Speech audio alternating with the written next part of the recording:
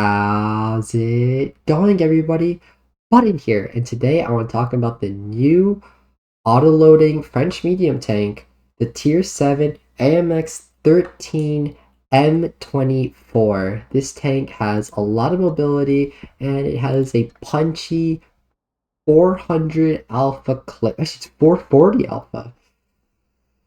This tank has low DPM, has 1822 damage per minute. I know tanks like the Rudy are rocking about 2500 at this tier, so you really need to be careful when you run into those tanks. But this tank has a high concealment value, it has good view range for a medium tank, and the pen, it has 252 on its APCR round, which honestly is a lot.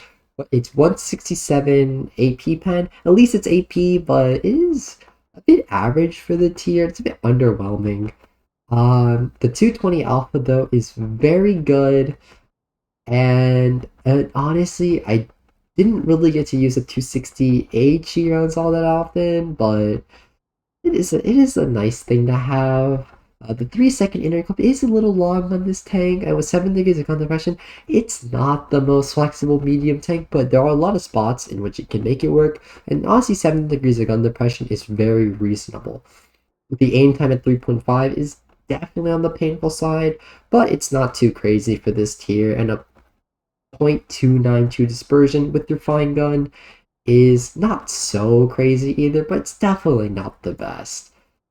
But you do need to reduce your expectations when you are playing these lower tier tanks. 57 forward is honestly pretty good. I've been noticing like a lot of 52s and 53s in my games, but it does get up to its top speed pretty often, if you're especially if you're going downhill or even if you're on flat ground. The power to weight is pretty good. Anything over 20 for medium tanks I think is pretty awesome. Very fast reverses, 67 on the hull and 52 on the turret. It'll definitely turn very fast, and you can make a lot of snappy plays, turning our corners, going for COD maneuvers. And now I want to show you the setup of the tank. Now, obviously run a camo. The consumable is very easy. Just take a multi-purpose, take a speed boost, and take a repair kit. You really don't really have any other options on the tank. Don't worry about the fire extinguisher. I did run a pot kit for this, but I honestly think you're fine running the double food setup as well because you have the double repair. It's not really needed. I just want a little extra. This is my ammunition loadout. I carry a lot of gold in this tank, a lot of standard rounds, and I took 12 HE for the fun of it. But honestly, you could like take as low as 8 if you really wanted. That's perfectly fine. The equipment's pretty reasonable. We take calibrated shells for the extra pen. I don't think you really need vents on the tank, but if you're really feeling like you want the extra view range, the extra perks, then by all means take it. Just know that like you have to be really mechanical and a very good aim to really compensate for the lack of calibrated shells. Next we have the fence system. I think you should just take this on all your tanks. It's very good. You want to just decrease the chance of your modules taking huge damages, which would potentially ruin your game. Honestly, you don't really need to worry about it too much because you have the double repair kits. If you really want to go crazy on the rams, by all means you can take this, but I don't think you should be ramming in that tank. I just have extra view range just to really boost it out to 290. It's very good. We have a laying drive for extra accuracy. I don't think you need to recharge at tier 7. This tank doesn't really have that much armor to work with. So just take the extra HP. It won't really make a difference. 49's like not that much. The engine accelerator, I think you should just be taking this on all your medium tanks. You don't really need the extra traverse. Refine gun is like basically just like the new bread and butter now. There's not many tanks which you really need B-steps for, and they're very specific, and you just want to like understand that. Toolbox, I think this is just a default and a consumable delivery system. You definitely do not need high consumables unless you're running like a very specific like tungsten adrenaline or like a reactive setup that requires these very specific use cases, and this does not apply to that. Now I'm going to show you 3 games. The first one of which is going to be on Himmelsdorf, which is just recently come back into the map pool. This is definitely one of my favorite maps in the game. Definitely super exciting. Unfortunately, at tier 7, we're just always bottom tier, unfortunately. I play these games in ratings and I never really had a chance to shine against tier 6s. Almost at the the little wall there, but I'm gonna use one of my favorite spots. It's a very simple spot, very effective in auto loaders. I highly recommend that you play this spot. This spot's very good. Now I'm just gonna try and spot this outside. I get shots on here, and surprisingly, the AMX does bounce that shot. That angle, he is very angled. We do want to risk the shark crossing because I really want to get in onto this middle fight. I noticed that our Centurion definitely needs a little help here, and I definitely have opportunities for that. The Love just shot, but unfortunately I don't know about the Sharks. I have to wait for him. I didn't want to trade 1-for-1 with a Panther, so I'm just going to reload. I see that there's some help next to him, and it's not looking so good at the start. I'm trying to think, do I shoot the Love? Do I shoot this? And I go for a shot on the HCC so that I could run and go deal with the Chieftain. Now, from this angle, I know that I have one of my friends covering for me, so I'm just going to make my way across and try to put 2 into this Chieftain. I actually have a shark coming back on my right. You see him there. And I know we have a little overmatch here very quickly because I know that if I don't make a play very soon, it's going to be a little rough. Luckily, we do pick up a kill on the Yak Panther, which means that I can play middle a little more safely now. I decided to leave the shark to it. I do want to go back and try to put a crossfire. I see this HCC takes a massive roll, and now I have to pick up this kill right away. I'm gonna aim in the shield, look for that little cheek there. Now I'm just gonna reload my clip. Now the situation looks a lot more normal. I can either cap C, but I decide to go in and press our team's advantage on the hit points. And what we're going to need to do is we're going to need to try to find the most isolated tank here. Maybe I could get a shot in through the rails on the AMX. Maybe not. And I noticed this KV4 is probably going to die. They're just bow shot. And now I can just put 2 in. I check for the HE just to make sure, but unfortunately we don't get it. And that's a good 400 damage roll into the back of the shark. It's 4v3. The caps are ticking. I could always run away and get a cap. But I decide not to do that because I know that just me being here can cause nightmares. I'm going to go for an under the rail shots.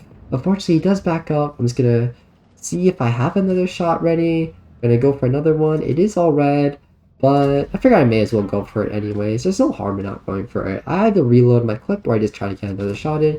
And now we got D with one of our heavies capping it. And now I really want to press my advantage somewhere. The Lobe looks away. That's a free 400 damage clip into him. 210 with APCR. That's definitely a high roll there. And now with 800 caps, we're looking to cap B. Thankfully, our wonderful heavy tanks stayed back and get the caps.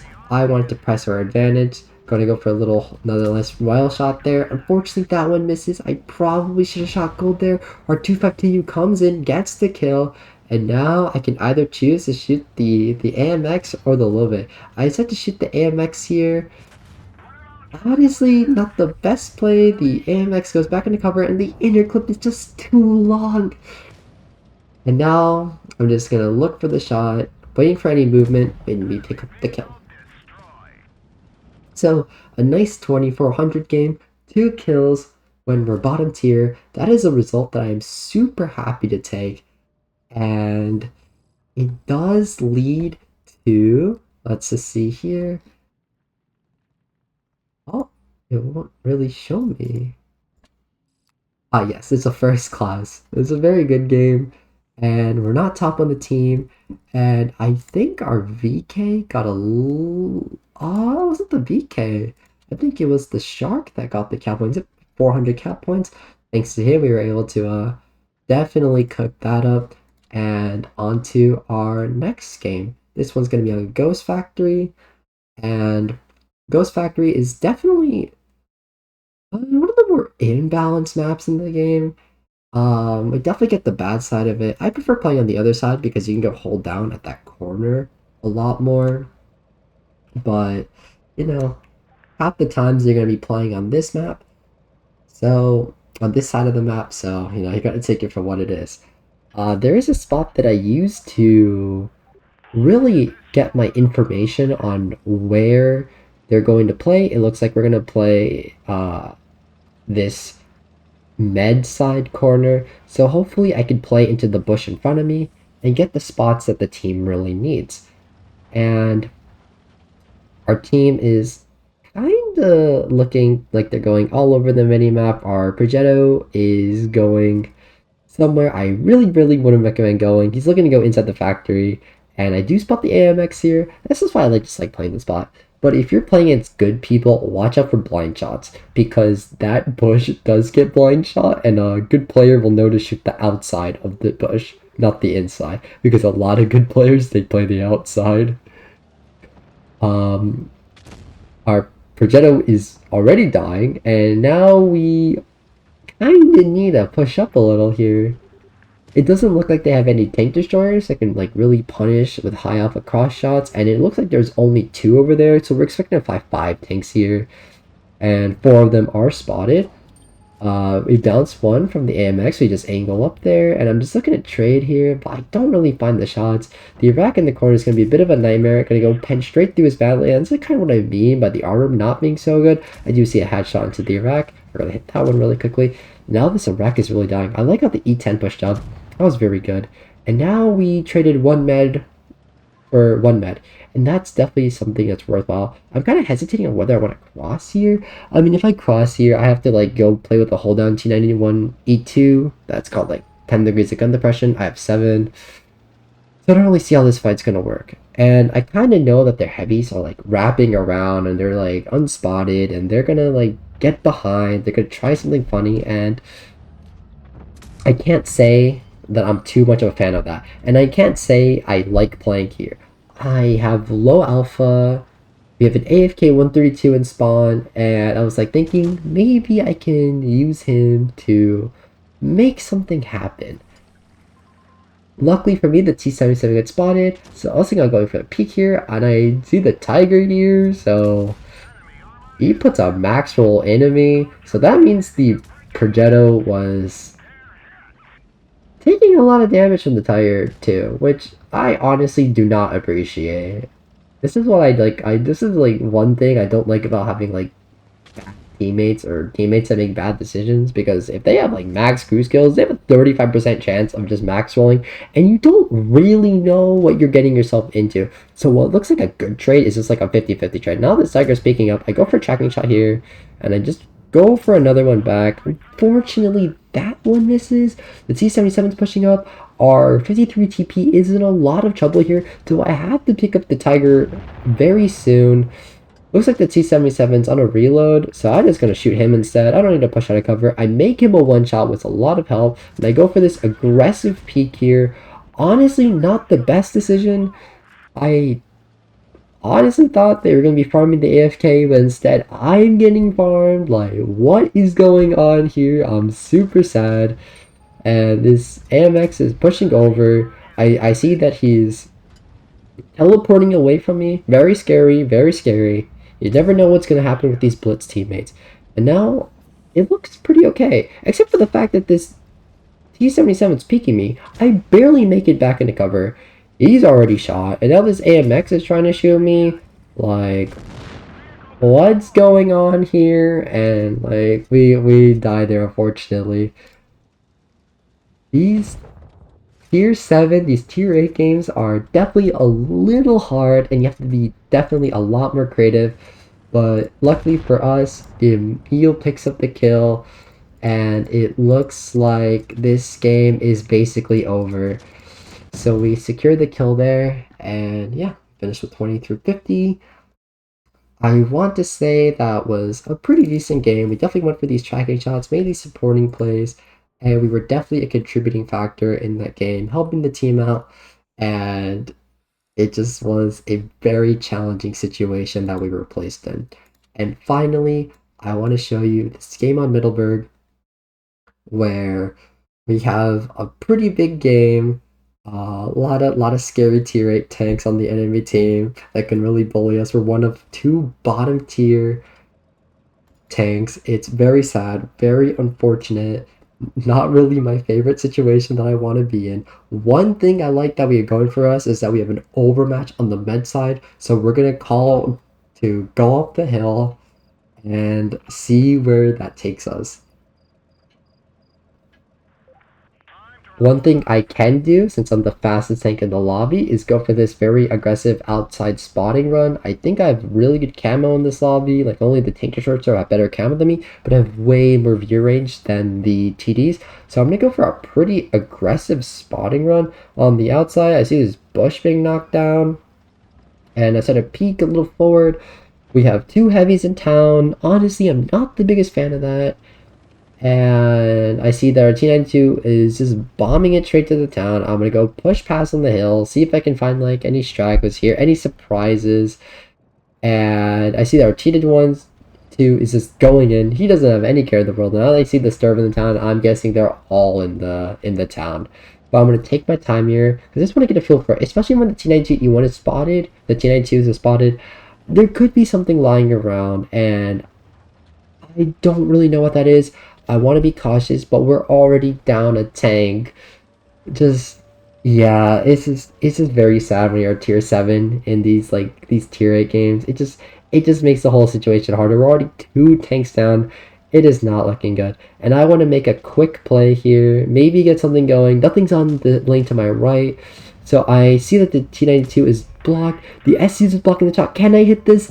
Yes, we do. That was oh my, so lucky. I don't even care that I bled to the XP there. It is a big round, but just getting the kill there, it's just so huge. Like, you really need to pick up these kills in these losing situations. This K2 here, I can't pen the side because I have just no pen. Like, 167 AP is just brutal.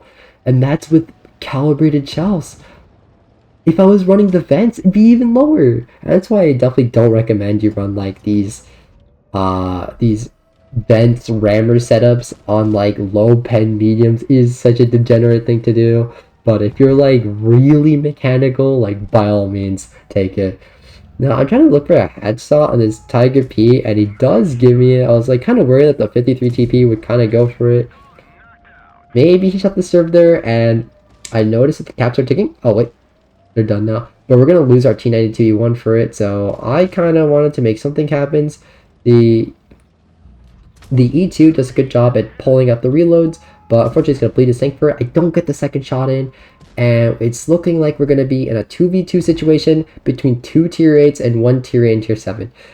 The way how I can win this is by using my view range and just trading damage for distance. And because I'm an all-loader, I can definitely trade two shots for one on the Sturv here. I go for a nice little tracking shot. I'm willing to repick it and put him on a one-shot. And that is going to be a huge result. I can pick him up basically whenever I want. I know that he's on the cat. The EXP's probably near him.